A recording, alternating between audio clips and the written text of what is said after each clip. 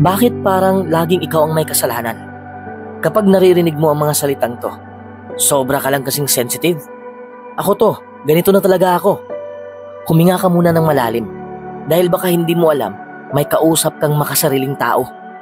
Pero teka, ikaw rin ba minsang nakapagsabi ng mga ito? Hindi mo man sinasadya, may mga pariralang ginagamit nating lahat na sa totoo lang nagpapakita ng pagiging makasarili at kawalan ng empathy. Sa video na to, bubuksan natin ang mata mo sa 10 nakakagulat na linyang akala mo ay normal lang. Pero sa totoo lang, unti-unti nang sumisira sa mga relasyon mo. Kung gusto mong lumalim ang self-awareness mo, kung gusto mong tumibay ang mga relasyon mo, at kung gusto mong makaiwas sa pagiging toxic, manood ka hanggang dulo. Dahil pagkatapos nito, baka sa unang beses, makita mo ang sarili mo sa panig ng taong laging may sinasaktan nang hindi niya namamalayan. Number 1, nagiging totoo lang ako. Isa ito sa mga pinakapopular na linyang ginagamit ng maraming tao kapag gusto nilang maglabas ng opinyon. Sa unang pakinig, parang may bigat, parang may prinsipyo, parang sinasabi nilang, ako yung taong hindi plastic, hindi peke, hindi nagsisinungaling. Sa lipunan ngayon kung saan uso ang fake news, uso ang cancel culture at pasiklab sa social media, ang pagiging totoo ay parang badge of honor. Pero kailan nga ba naging katumbas ng katotohanan ang pagiging mapanakit? Kailan ba naging tama na ang isang salita basta totoo para sa'yo ay pwede mong ibato sa iba kahit hindi pa nila kaya, kahit hindi pa sila handa o sadyang hindi naman nila kailangang marinig mula sa'yo? Dahil sa likod ng nagiging totoo lang ako, kadalasan ay may nakatagong pagmamataas, may nakatagong kakulangan sa empatya, o minsan ay simpleng kawalang pakialam sa damdamin ng kausap. Ang pagiging totoo ay hindi excuse para hindi maging mabait. Hindi mo kailangang pumili sa pagitan ng katapatan at kabutihan dahil pwede mo naman silang pagsamahin. Pwedeng totoo ka at sabay na may malasakit. Ang problema sa paggamit ng nagiging totoo lang ako bilang panakip ay nagmumukha kang matapang. Pero ang totoo, iniiwasan mo lang ang responsibilidad ng epekto ng mga salita mo. Parang sinasabi mong, basta ako, sinabi ko ang nararamdaman ko, bahala ka na kung paano mo tatanggapin. At doon nagsisimula ang problema. Dahil ang tunay na komunikasyon ay hindi lang basta pagbato ng salita. Ito ay pagbigay ng mensahe na may konsiderasyon sa pinagdadaanan ng kausap mo. Kapag sinasabi mong, nagiging totoo lang ako, pero hindi mo man lang tinimbang kung makakatulong ba ang sinabi mo, baka ang katotohanang pinagmamalaki mo ay hindi pagiging totoo, kundi pagiging makasarili. Marami sa atin ang lumaki sa kulturang mas okay ang masaktan sa totoo kaysa pasayahin sa kasinungalingan. Totoo ito sa maraming pagkakataon, pero hindi ibig sabihin na dahil totoo, laging tama ang paraan ng pagsasabi. Dahil ang katotohanan, kapag hindi inihain ng may paggalang at malasakit, ay nagiging sandata, hindi gabay. Nagiging panghampas, hindi panggising. Kaya't sa tuwing mararamdaman mong gusto mong maglabas ng opinyon at sabihing naging totoo lang ako, tanungin mo muna ang sarili mo. Totoo ba to para makatulong o para lang mailabas ang inis ko? Totoo ba to na may layuning magpagaling o para lang iparamdam na mas tama ako sa'yo? Totoo ba to na may puso o totoo lang na mayabang? Dahil kung gusto mong maging tunay na totoo, magsimula ka sa pagiging totoo sa intensyon mo. At doon mo masusukat kung ikaw ba ay tapat o makasarili lang na magaling magsalita. Number 2, karapat-dapat ako sa mas maganda pa rito. Kapag narinig mo ang salitang ito, madalas may halo itong sama ng loob, pagkadismaya o pride. Sa una, parang empowering siyang pakinggan, parang isang pahayag ng self-respect. Pero kapag binigyan mo ng mas malalim na pagtingin, makikita mong minsan may kasamang pagiging makasarili o kawalan ng konsiderasyon sa damdamin ng iba. Ang totoo, lahat tayo may mga bagay na pinaghihirapan. Gusto nating mapunta sa mas maginhawang sitwasyon, mas masayang relasyon o mas maayos na buhay. Walang masama ron. Pero kapag sinabi mong karapat-dapat ako sa mas maganda pa rito, sa isang paraan na para bang walang halaga ang pinagdadaanan ng iba o parang ikaw lang ang may karapatang maging masaya, nagiging mapagmataas ito. Minsan, ginagamit ito bilang paraan para umiwas sa responsibilidad. para takasan ang hirap ng pag-aayos o ang bigat ng kompromiso. Hindi mo na tinitingnan kung anong kontribusyon mo sa sitwasyon. Basta ang alam mo lang, dapat mas maganda ang natatanggap ko. Nawawala ang kababaang loob. Nawawala ang kakayahang magsuri kung may bahagi ka rin ba sa problema. At madalas, sa kakaisip na mas deserve mo ang mas maganda, hindi mo na napapansin ang mga bagay na maganda na pala sa harap mo. Kapag paulit-ulit mong sinasabi sa sarili mong, karapat-dapat ako sa mas maganda, napapalitan ng entitlement ang gratitude. Parang laging may kulang, laging may mas hihigit, at kahit kailan, hindi ka magiging kontento.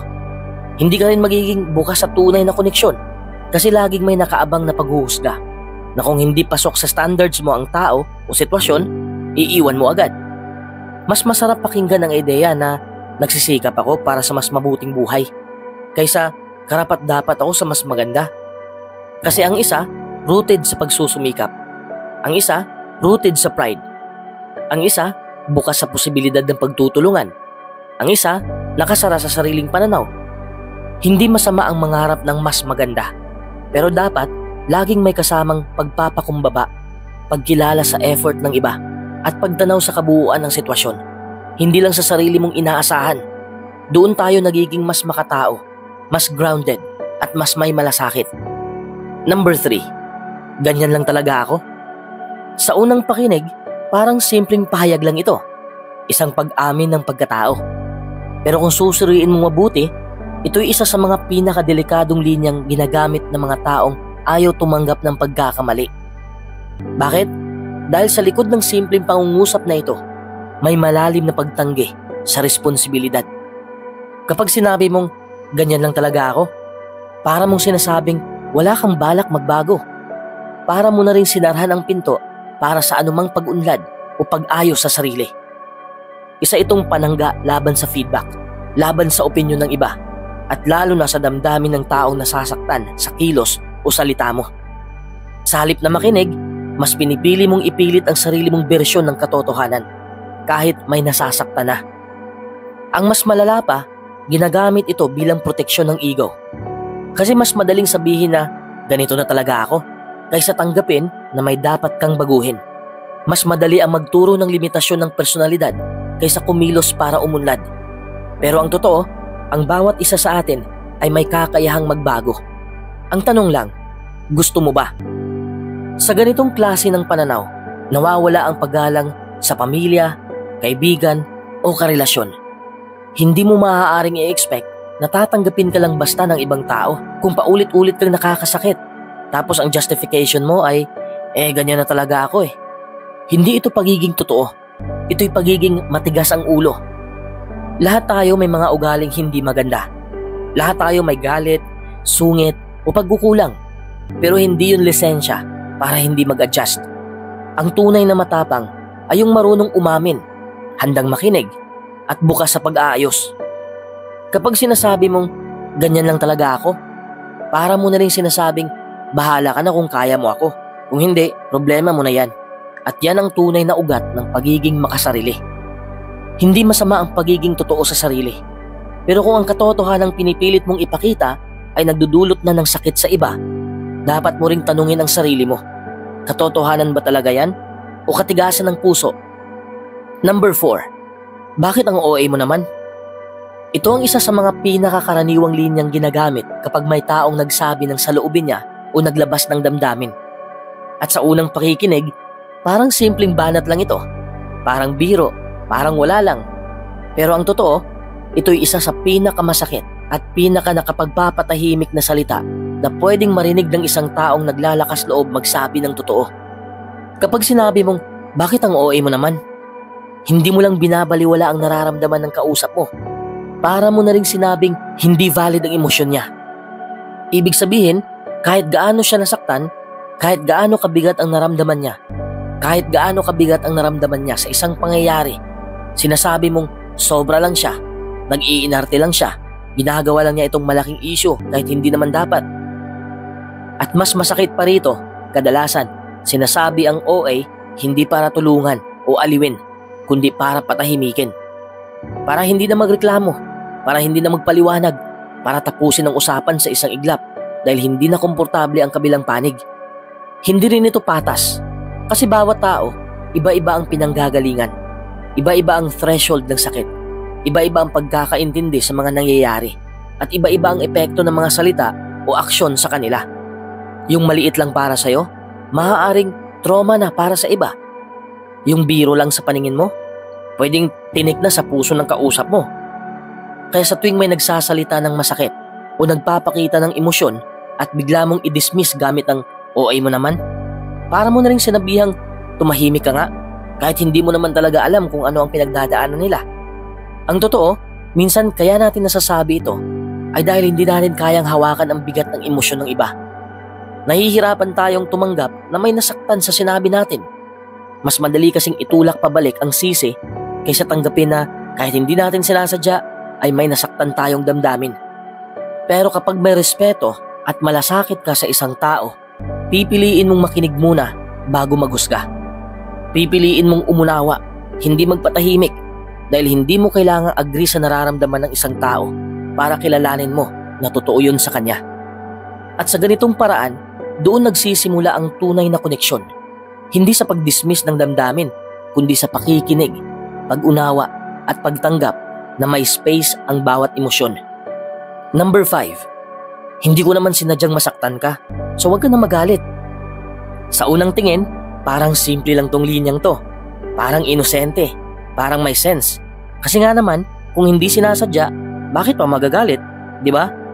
Pero kung susuriin mo ng mas malalim, makikita mo kung bakit ito ay isang parirala ng pagiging makasarili at minsan walang empathy. Ang totoo, sa usaping damdamin, hindi sapat ang intensyon. Hindi porket wala kang balak makasakit ay otomatikong nawawala na rin ang sakit na nararamdaman ng kausap mo. Isipin mo, kung aksidente mong natapakan ang paa ng isang tao, kahit hindi mo sinadya, masakit pa rin yun sa kanya. May impact pa rin. At kung ang una mong reaksyon ay hindi ko naman sinasadya imbis na, ay sorry, nasaktan ka ba? Parang ang nangyari, mas pinahalagahan mo pa ang sarili mong intensyon kaysa sa damdamin ng taong nasaktan. Ito ang problema. Ang linyang ito ay parang sinasabi, wala akong ginawang mali dahil hindi ko naman intensyon yun, kaya wala kang karapatang magalit. Pero ang emosyon ng tao ay hindi nakabase lang sa intensyon ng iba. Hindi mo pwedeng sabihin, wala akong balak saktan ka, kaya tapos na to. Hindi ganon kadaling burahin ang sakit na naramdaman ng isang tao, lalo na kung para sa kanya, importante ang mga salitang sinabi mo o ang naging kilos mo. Ang mas malala pa minsan, ginagamit ang pariralang ito para matakasan ang responsibilidad. Kasi nga, kung hindi mo sinadya, di mo na kailangang humingi ng paumanhin ng buong buo. Di mo na kailangang ayusin ang nasirang tiwala at di mo na kailangang unawain kung saan ka nagkamali. Parang shortcut, parang pilit na pagtatapos ng usapan nang hindi ka talaga nakinig o umunawa. Pero kung tunay mong pinapahalagahan ng isang tao, ang una mong iisipin ay hindi kung sinadya ko ba yun o hindi, kundi nasaktan ba siya sa ginawa ko? At kung oo, kahit pa hindi mo ito sinasadya, responsibilidad mong intindihin kung bakit siya nasaktan at humingi ka ng tawad sa epekto, hindi lang sa intensyon. Ang tunay na malasakit ay hindi nakikita sa kung gaano mo ipagtanggol ang sarili mo, kundi sa kung paano mo pinili ang unawain ang sakit ng iba, kahit pa hindi ito bahagi ng plano mo. Number 6. Ako talaga ang pinaka-apektado rito. Isa ito sa mga parirala na sa unang tingin, parang simpleng paglalabas lang ng saloobin. Pero kung susuriin mo ng malalim, ito ay nagpapakita ng isang uri ng emotional hijacking, kung saan kinukuha ng isang tao ang atensyon, simpatya at space na sanay para sa iba at ginagawa itong tungkol sa sarili nila. Kapag sinabi ng isang tao na siya ang pinaka-apektado, para bang binubura niya ang nararamdaman ng iba. Parang sinasabi niya, tama na muna ang kwento mo, mas malala ang akin. At sa ganitong paraan, natatakpan ang emosyon ng kausap, napuputol ang koneksyon at lumalabas na parang may paligsahan kung sino ang mas kawawa. Sa totoo lang, lahat tayo may pinagdaraanan. May kanya-kanyang lalim ang sakit, may kanya-kanyang bigat ang problema. Pero sa isang makatao at maalagang usapan, hindi ito tungkol sa kung sino ang mas nasaktan, kundi kung paano kayo parehong makikinig, magpapalitan ng damdamin at magdadamayan. Ang pagsasabi ng ako talaga ang pinaka-apektado rito. Ay madalas galing sa pagod, pagkadismaya o matinding emosyon, kaya't naiintindihan kung bakit ito nasasambit. Pero hindi ito nagbibigay ng karapatan na alisin ang space ng iba na magpahayag ng sarili nilang sakit. Dahil kung talagang gusto mong marinig, dapat matuto ka rin makinig. Mas maganda kung matutunan nating pakinggan ng isa't isa nang hindi kinakailangang ilaban ang ating sariling kwento bilang mas malungkot o mas mabigat. Sa ganitong paraan, hindi lang tayo magiging mas maunawain, magiging mas mabuting kaibigan, kapamilya o kapartner rin tayo. Dahil minsan, hindi kailangan ng sagot ang taong nasasaktan. Kailangan lang nila ng taong handang makinig, hindi makipagkumpetensya sa sakit. Ang totoo, hindi mo kailangang patunayan na ikaw ang pinaka-apektado para maging totoo ang nararamdaman mo.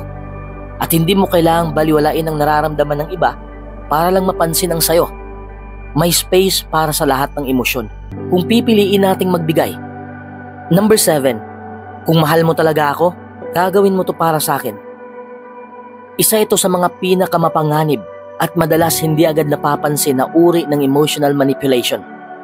Sa unang pakinig, parang romantic, parang makulay sa drama, at parang may bigat na pagmamahal. Pero kung susuriin mo ng mabuti, ang ganitong pahayag ay hindi tunay na pagmamahal.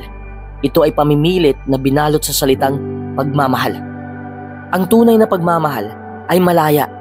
Hindi ito naniningil, hindi ito pumipilit, at lalong hindi ito nagbibigay ng kondisyon para patunayan ang pagmamahal ng isa. Pero sa tuwing ginagamit ang pariralang ito, may kasamang pananabutahe sa kalayaan ng isang tao. Para bang sinasabi mong, kung hindi mo ako susundin, hindi mo ako mahal. Kaya napipilitan tuloy ang isa na gawin ang bagay na ayaw niya lang para lang mapatunayan ang damdamin niya. Hindi ito pagmamahal. Ito ay guilt tripping. Ang mapanlin lang dito ay ang paggamit ng salitang kung mahal mo ako. Kasi kapag narinig mo yon, automatic na magugulo ang isip mo. May isip mong, oo nga, mahal ko siya. Baka nga dapat ko siyang pagbigyan. Pero sa totoo lang, hindi mo kailangang patunayan ang pagmamahal mo sa paraang isinusuko mo ang sarili mong hangganan o kagustuhan. Dahil kung mahal ka rin ng taong kausap mo, hinding-hindi ka niya ilalagay sa ganitong posisyon. Sa likod ng ganitong pahayag ay may nakatagong pagkontrol, hindi pagmamahal. Ginagawa nitong kasangkapan ng emosyon para mapasunod ka. At kung paulit-ulit itong ginagamit sa relasyon, nawawala na ang pagkakapantay-pantay. Nagiging isang panig lang ang may kapangyarihan, habang ang isa ay laging kailangang mag-adjust, laging sumunod at magsakripisyo. Ang pagmamahal ay hindi isang pagsusulit. Hindi ito kailangang ipasa sa pamamagitan ng pagsunod sa gusto ng isa, lalo na kung taliwas sa damdamin mo o may kapalit na pagkalimot sa sarili mong halaga. Kapag totoo ang pagmamahal, may pag-unawa, may pagrespeto sa desisyon at may kalayaan ang bawat isa. Kaya sa tuwing maririnig mo ang kung mahal mo ako, gagawin mo to para sa akin. Tandaan mo, hindi mo kailangang patunayan ang pagmamahal mo sa paraang nawawala ka na sa sarili mo. Dahil ang pagmamahal na totoo ay hindi humihingi ng sakripisyo kapalit ng pagsunod. Ito'y nagbibigay, ito'y tumatanggap, at ito'y nagmamahal ng walang kondisyon. Number 8, ang arte mo naman, sobrang sensitive ka. Isa ito sa mga pinakakaraniwang linya na binibitawan ng mga tao kapag may hindi sila nagustuhang reaksyon mula sa kausap nila. Minsan sinasabi ito sa biro, minsan sa inis, minsan para lang matapos agad ang usapan. Pero ang hindi napapansin ng maraming tao, sa likod ng simpleng mga salitang ito ay may malalim na pambabaliwala sa nararamdaman ng iba. Kapag sinabi mong, ang arte mo naman, sobrang sensitive ka, parang sinasabi mo na walang karapatang makaramdam ang kausap mo ng sakit, lungkot, inis o kahit anong emosyon na hindi mo maintindihan o hindi mo gusto. Parang pinapalabas mo na sila ang may problema dahil masyado silang affected. Imbis na tanungin ang sarili mo kung baka nga may nasabi ka o nagawa kang hindi maganda. Ito ang tinatawag na emotional invalidation. Yung tipong hindi mo naman diretsahang sinabing mali ang nararamdaman nila, pero sinasabi mong OA sila o exaggerated lang yung nararamdaman nila. Ang masakit dito, kahit na hindi mo intensyong makasakit, ang dating sa kanila ay parang sinasabi mong hindi valid ang nararamdaman mo. Mali ka kasi nasaktan ka, at doon nagsisimula ang pagkakahiwalay ng loob. Kapag paulit-ulit itong sinasabi sa isang tao, lalo na ng mahal nila sa buhay o malapit sa kanila, unti-unti silang natututo na itago na lang ang nararamdaman nila. Natututo silang manahimik, natututo silang maniwala na baka nga sila ang may mali. At habang tumatagal, nawawalan sila ng boses sa sariling damdamin. Ang mas malala pa, yung taong nagsasabi ng ganitong mga linya, kadalasan hindi rin aware na sila pala ang may tendency na umiwas sa discomfort. Kasi mas madali ngang sabihin ang arte mo kaysa umamin na may nasabi kang masakit.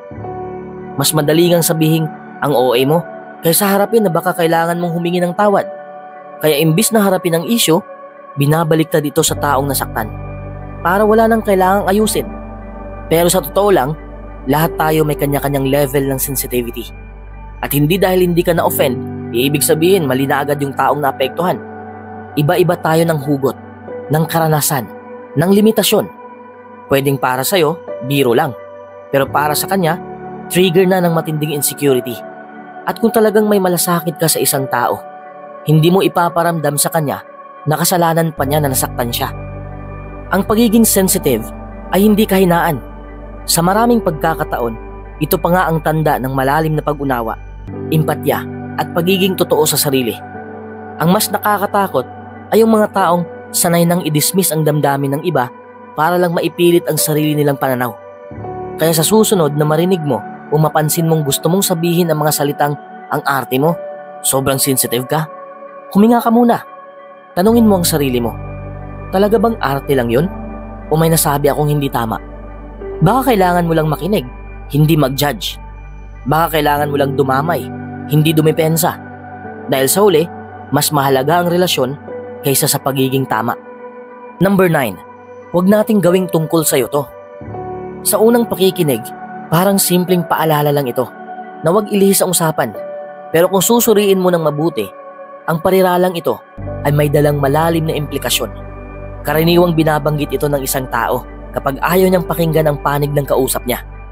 Ginagamit ito para itigil ang emosyon ng iba at sabihin, ako muna ngayon, kahit hindi palaging siya ang pinakaapektado.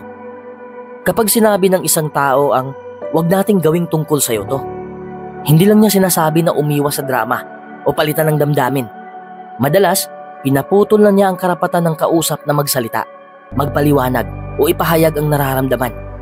Parang sinasabi niya na wala akong oras sa nararamdaman mo. Ako lang ang dapat intindihin ngayon. Ang masakit pa rito, kadalasan itong ginagamit ng mga taong sanay na sila lagi ang pinapakinggan. Kapag ang kausap nila ay nagsimulang magsabi ng saloobin, bigla na lang nila itong iikot. Sa halip na umamin o makinig, nililihis nila ang direksyon ng usapan pabalik sa sarili nila. At pinapakalma ang sitwasyon sa pamamagitan ng kontrol, hindi ng pakikinig. Ang pinakapunot dulo nito ay pagkukubli ng ego sa anyo ng focus. Pero ang tanong, focus ba talaga ang habol o kontrol? Kasi kung tunay na hangarin ang ayusin ang sitwasyon, ang una mong gagawin ay makinig. Hindi mo pipigilan ang damdamin ng kausap mo. Hindi mo babarahan ang takbo ng kwento. Hindi mo sasabihin, huwag nating gawing tungkol sa'yo to. Dahil kung totoo ang malasakit mo, alam mong bahagi rin sila ng issue. May karapatan silang marinig. Kaya ang paggamit ng pariralang ito ay hindi simpleng pagtigil sa pag-uusap. Isa itong anyo ng emotional silencing. At kapag paulit-ulit itong ginagawa, lumilikha ito ng takot, lumilikha ito ng pagdududa, at lumilikha ito ng distansya. Hindi ka lang nagpapatahimik ng isang opinyon, kundi binubura mo ang nararamdaman ng isang tao na sana'y nagtitiwala sa'yo. Sa totoo lang, may mga usapan talaga na mahirap pakinggan. Masakit amining may pagkukulang tayo. Pero ang pakikinig sa nararamdaman ng iba ay hindi pagtalikod sa sarili, kundi pagyakap sa posibilidad na may mas mahalaga pa sa pride, ang relasyon ninyong dalawa. Number 10, ginawa ko ang lahat para sa'yo. Kapag sinasabi ng isang tao na ginawa ko ang lahat para sa'yo, sa unang pakinig, parang puno ng pagmamahal. Parang sakripisyo, parang galing sa puso. Pero kung iisipin mo mabuti, ang likod ng pahayag na ito ay isang tahimik na paniningil. Para bang sinasabi niya na may utang ka sa akin kasi ibinigay ko sa iyo ang lahat. Ang problema sa ganitong pananalita ay tila ginagawang transaksyon ang pagmamahal. Imbis na kusang loob, nagiging parang kontrata. Ginawa ko ito, kaya dapat gawin mo rin to. Pero sa totoo lang, ang tunay na pagmamahal, ang tunay na serbisyo, ang tunay na sakripisyo ay hindi dapat ginagamit bilang pamalit o panakot kapag hindi nakuha ang inaasahan. Kasi kapag ginagawa natin ito, nawawala ang purong intensyon at napapalitan ng resentment, control at guilt tripping. Isipin mo, sa bawat mabuting bagay na ibinibigay natin sa iba, dapat ba talaga itong isumbat kung sakaling hindi tayo masuklian? Dapat ba itong gawing sandata para mapilitan ng isang tao na bumawi? Kapag sinabi mo kasing ginawa ko ang lahat para sa'yo, parang pinapamukha mong masama silang tao kung hindi nila naibalik ang eksaktong effort na inaasahan mo. At dito nagsisimula ang emotional manipulation. Yung tipong pinaparamdam mong masama sila dahil hindi nila naabot ang standard mong ikaw lang ang gumawa. At madalas, ang taong nagsasabi ng ganitong linya ay hindi rin naman nagtatanong kung gusto ba talagang tanggapin ng kausap yung mga ginawa para sa kanya. Baka kasi hindi niya rin ito hiningi. Baka hindi niya rin yun kailangan.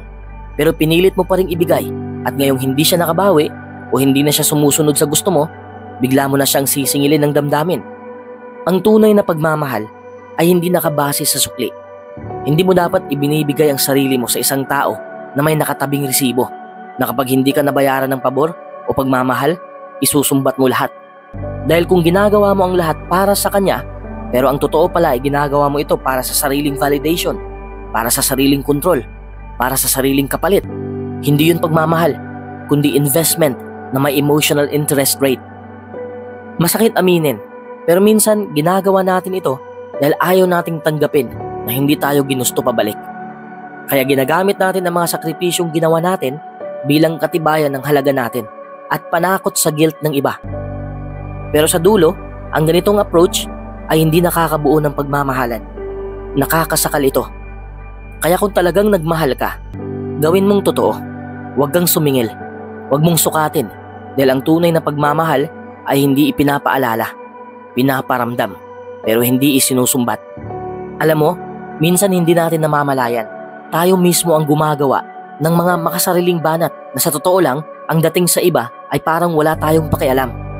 Hindi dahil masama tayong tao, kundi dahil nasanay na tayong ipagtanggol ang sarili, na kahit minsan, nakakalimutan na nating makinig.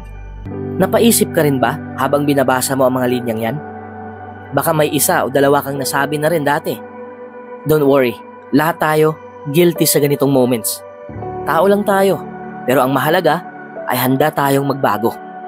Kasi sa totoo lang, ang tunay na matalino at malakas na tao, hindi yung laging tama, kundi yung marunong umunawa. Kaya kung gusto mong ayusin ang relasyon mo sa pamilya mo, sa kaibigan, o sa karelasyon, magsimula ka sa mga salitang binibitawan mo. Minsan, isang simpleng salita lang, gaya nito, pasensya na, naiintindihan kita. Sapat na yan para mapawi ang sakit. Tandaan, hindi kailangang manalo sa bawat usapan. Minsan, mas mahalagang maramdaman ng kausap mo na pinili mong unawain siya